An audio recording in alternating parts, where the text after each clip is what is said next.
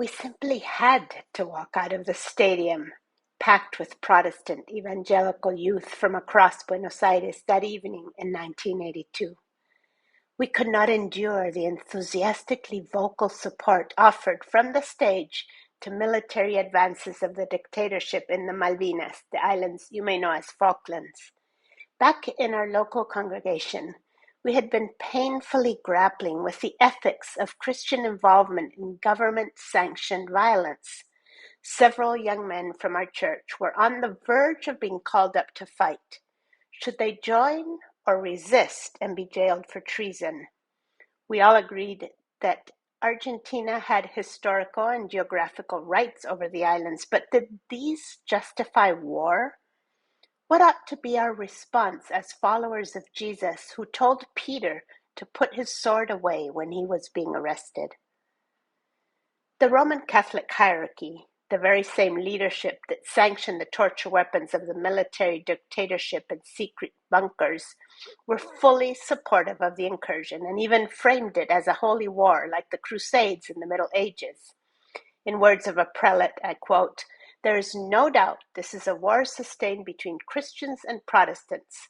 I also know that Daddy God is on our side. We fight for a just cause, and that is a conviction that the British forces surely do not have.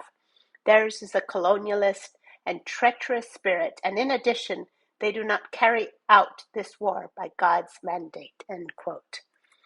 As we tasted that evening in the Obras Sanitarias Stadium, many Protestant evangelical leaders also linked the interests of the government with those of the church and saw no problem in blessing the incursion. In contrast, pockets of Christians from across denominations chose a different route. These sentences published by Ruth Padilla in a magazine editorial note illustrate their contrasting position. I quote, "The task of those of us who confess Jesus Christ as Lord is to denounce the crime of war and announce the gospel of peace.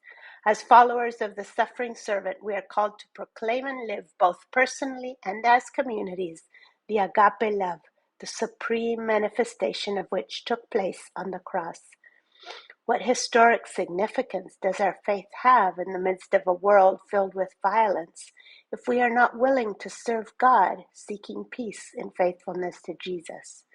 Blessed are the peacemakers, for they shall be called children of God. End quote. The dilemma posed by this particular situation is illustrative of a yet deeper and long-standing one that has confronted Christians throughout the ages.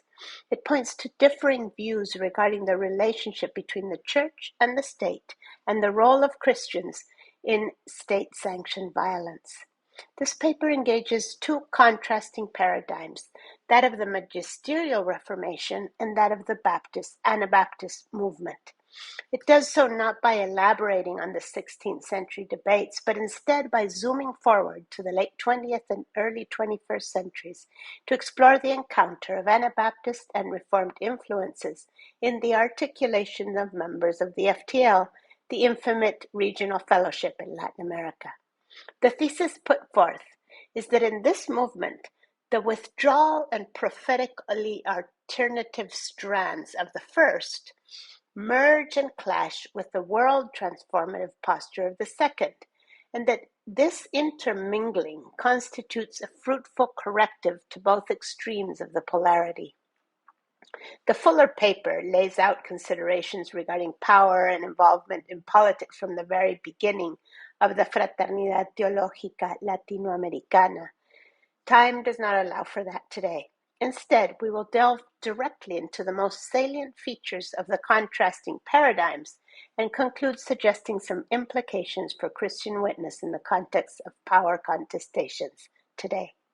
Our first question is, what postures regarding power characterized the radical and the magisterial Reformation? Although initiatives of radical Reformation antecede the classic or magisterial Reformation in Europe, the title Anabaptist was attributed derogatorily to proponents of the believer's baptism by their opponents in the 16th century. Acknowledging differing emphases among Anabaptists, Stuart Murray summarizes the core shared convictions by the end of that century, and I quote, "Christians are to follow the example of Jesus and obey his teachings, whatever the consequences. The Bible is authoritative on ethical and ecclesiastical issues as well as theology. Church and state are both divinely ordained, but are to be kept separate. Churches are communities of baptized disciples who are accountable to and for one another. Church discipline is crucial to maintain purity and distinctiveness as the church. Followers of Jesus are to share their resources freely with one another. Nonviolence and truth-telling are essential aspects of discipleship, so Christians should not fight or swear oaths.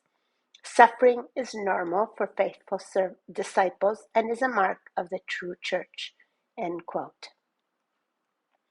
At a time in which magisterial reformers broke ecclesiastically from Rome, but continued allying politically to local princes and magistrates to further their purposes, Anabaptists took a radical stance.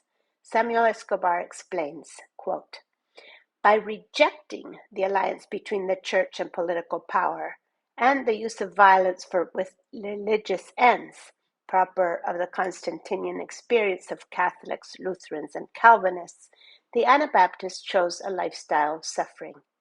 Their insistence on following Jesus brought the rediscovery of the validity of the New Testament model of discipleship in a Christian experience that entailed a decision and an option for Christ, rejecting the vision and values of the surrounding society." End quote. This withdrawal and critical distancing from political power garnered radical reformers disdain and outright intense persecution. "Even so," says Murray, and I quote, "Anabaptism spread through the faithful living and courageous testimony of thousands of ordinary believers who accepted opposition and suffering as normal for those who would follow Christ wholeheartedly." Suffering for the 16th century Anabaptists was a natural and expected consequence of following in the footsteps of Jesus, who named the peacemakers as children of God, and of the early Christians whose stance in relation to power could well be represented by the words of Tertullian, who in the 2nd century affirmed that Christ, in disarming Peter, disarmed every soldier. This nonviolent stance, more often than not, demanded that the church set itself apart from governments, given the propensity of these to sustain and secure their position through violent means. For Anabaptists, alliances with civil authorities were a denial of the vision of the church as a voluntary community. Now, the Reformed stance stands in stark contrast to this one. Some historians affirm that Calvin's position was, in fact, developed in opposition to the pacifism of the Anabaptist, whose views he feared as a prelude to anarchy. For Calvin, state and church work in concert, as Wogeman explains. Quote, "Civil government has as its appointed end, so long as we live among men, to cherish and protect the outward worship of God, to defend sound doctrine of piety and the position of the church, to adjust our life to the society of men, to form our social behavior to civil righteousness, to reconcile us with one another, and to promote general peace and tranquility." End quote. In Calvin's broadly encompassing view, according to Roy, quote, "The responsibility of kings and princes is the defense of the church and the promotion of the glory of God. They too are ministers of God for the preservation of divine truth and the furthering of Christ's reign." Richard Kyle elaborates further when he says, quote, "Calvin assigned duties to the state, particularly in regard to the external worship of God, that is, suppressing idolatry, maintaining the honor of God, and preserving public worship. The magistrate would also be obligated to protect the church and preserve public law and order, while always remembering his accountability to God." End quote. The attribution of these duties to the state in Calvinist thought rests on the understanding that there's no dichotomy between Christianity and culture, since Christ is both head of the church and Lord of the entire world. Church and state consequently have mutual obligations. The emphasis on freedom of conscience, a deep commitment to Scripture, and an affirmation of the centrality of Christ were all shared by radical and magisterial wings of the Reformation. But something that set them apart was the scope of their theological vision. While Anabaptists focused on the church as an alternative community within society, the Calvinist vision was far broader. According to Mariano Avila, in that view, not only the church, but the entire social order is called to express God's purposes. The core tenets of God's sovereignty, the dignity of human beings, the cultural mandate, common grace, and God's revelation through both scripture and nature led Reformed Christians to promote scientific inquiry and research as means to transform the world. Roldan characterizes this theology as worldly because it reaches beyond the bounds of the church. It views society as the context in which the values of God's reign should be known, and politics as the social organization placed by God for community life founded on the principle of authority. Herein lies yet another, sometimes obscure, difference between both strands. Truly, both Reformed and Anabaptist Christians included affirmations regarding the lordship of Christ and the priesthood of all believers among their stated tenets. However, while the emphasis among the first was on Christ's authority over the entire created order, Anabaptists stressed the servant nature of this rule. And while the linkage between state and church, as well as the conception of authority, led to clericalism and more marked hierarchies among the Reformed Christians, church order was more horizontal and communally focused in the second. Now, a second question is, what do these Reformed and Anabaptist perspectives look like more in our time? And we'll look at the example of the Latin American Theological Fellowship. From their very birth in 1970, our friends of the FTL grappled with issues of power and the role of Christians in relation to totalitarianism, violence, state, and civil society. Now, I cannot detail here all the consultations and publications, but I do want to highlight the 1983 Declaration of Jarabacoa, Dominican Republic. The title is Theology and the Practice of Power, and it can be found online. More specific to our topic, in a 1990 consultation titled Christians in the Face of Violence, Samuel Escobar proposed that three approaches came together and contributed to the reflection and action of the FTL. One was biblical theology, two was an Anabaptist perspective, and three was a Reformed perspective.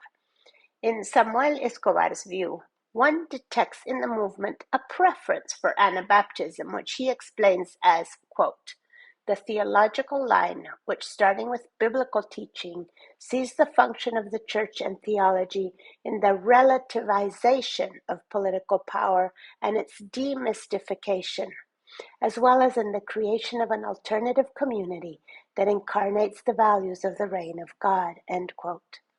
At the same time, he acknowledges this other line of thinking that emphasizes that, and again I quote, human power does not originate in itself, but rather within the broader framework of the sovereign action of God in the universe and in history, and that at the same time, Christians are called to participate in the task of creating institutions and forms of human relationships that will allow human beings to live according to God's purposes, end quote.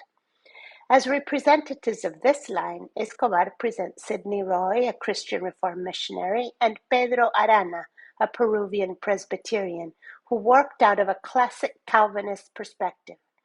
He cites Roy, quote, the primary objective of government, and consequently of the Christian politician, is that of reaching equity and justice in the whole territory, prioritizing the poor and the oppressed. The authority of every government is derived, secondary, and limited, because it is conditioned to the faithful fulfillment of the task it has been assigned, end quote.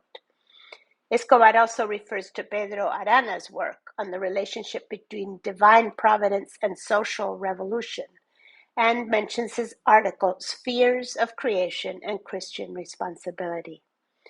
According to Escobar, Arana points not only to personal but to societal transformation and addresses the concern for justice in light of the recognition that God has established orders in creation that frame the action of the obedient disciple. Christians then are called to work toward a just society in all these realms which God has ordered and within which human beings are called to take responsibility: family, work, culture, Sabbath. In this view, obedient action entails recovering and proclaiming the biblical teaching about these matters, critiquing the values of society, carrying out integral ministry of service and prophetic hope, and finally proclaiming and living justice. This last realm propels Christians into political participation, according to Arana. Confluence and clash, a matter of emphasis. This is the beginning of a summation. And at the risk of oversimplification, I propose that the core distinction between these strands, and one that has the potential of nurturing necessary creative and generative tension, is one of emphasis. Let me explain. First, the contrasting emphases. Well known is neo-Calvinist Abraham Kuyper's 1880 affirmation: "There is not a square inch in the whole domain of human existence over which Christ, who is Lord over all, does not claim mine." The Reformed tradition stresses the breadth, the amplitude of the reign of God in relation to the whole world. Anabaptists, in contrast, focus on the lordship of Christ over the church, the alternative community that submits to and lives in light of Christ's authority. Although we can recognize the value of both these traditions, we need also be aware that both strands have limitations.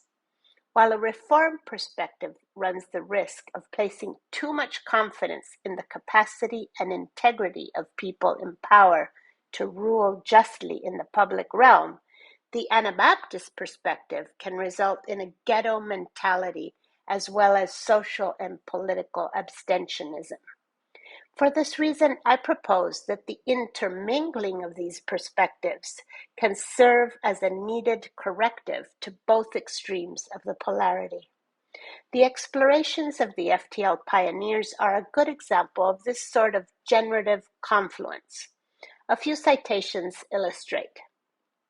Said Padilla in his Lausanne 74 address, quote, "The aim of evangelization is therefore to lead man not merely to a subjective experience of the future salvation of his soul, but to a radical reorientation of his life, including his deliverance from slavery to the world and its powers on the one hand, and his integration into God's purpose of placing all things under the rule of Christ on the other hand," end quote. Padilla went on to cite Calvin's Institutes in talking about God's providential rule in the world in general and Christ's lordship specifically over the church. Escobar, meanwhile, highlighted the Christological center of ethics. In his view, recognition of the lordship of Christ leads to full life discipleship and has missiological implications. Christian mission must be based on the example of Jesus in all ways, including the approach to power. Quote, "The awareness of living in the midst of the eschatological tension between the already and the not yet, and the reality of the opposition to the lordship of Jesus Christ, leads the church and the believer to a clear relativization of the powers, political, economic, social, under which they live. This relativization is crucial, both in the face of the persecution of power against the church, as in the face of attempts of power to seduce the church," end quote.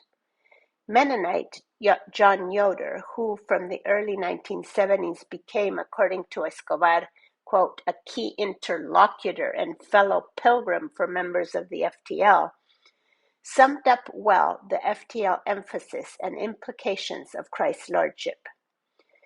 If Jesus is Lord, others are not demons nor kings of nations. If we obey him, we will not submit, at least not in the same absolute sense, to other leaders, structures, or loyalties, end quote. This very emphasis was echoed by our INFEMIT ancestors gathered in Osijek, then Yugoslavia, in April 1991. It was the fourth international consultation, and it was titled Freedom and Justice in Church-State Relations. The final document states, and I quote, "The recognition that all authority comes from God relativizes all human use of power. Political arrangements have a tendency to sacralize human power, that is, to claim a divine status or sanction which is idolatrous, but which achieves the self-legitimization of those who wield it." In sum, although Reformed and Anabaptist traditions differ in their emphases on the breadth of that rule, they both sustain that the Lordship of Christ relativizes all other power. The confluence of both strands produces a both-and vision and an integral embodiment of the gospel in both church and world. Communities of followers of Jesus Christ are called as such to live and proclaim the good news, build peace, advocate for justice, act in favor of participatory politics and defense of human rights, and collaborate broadly with other players in civil society. Change will need to begin within those communities who adopt ways of acting in relation to power, money, and social distinctions that are alternative to the ways of the broader society, but it must spill out far beyond them in search of life, full life for all. I close with a call and a provocation to launch our forum. First, citing our INFEMIT predecessors. Again, in that gathering in Osijek, they said, "The followers of Jesus must take the cross seriously in their political involvement as they overcome the love of power by the power of love and are empowered by him in their powerlessness." And finally, from Ruth Padilla, "The Church fulfills her mission more faithfully when she is in the position to denounce every form of abuse of power than when she is part of the system of power," end quote. That is why we needed to walk out of that stadium many decades ago. The question for us is, what might we need to walk out of in our place in our world today? Thank you.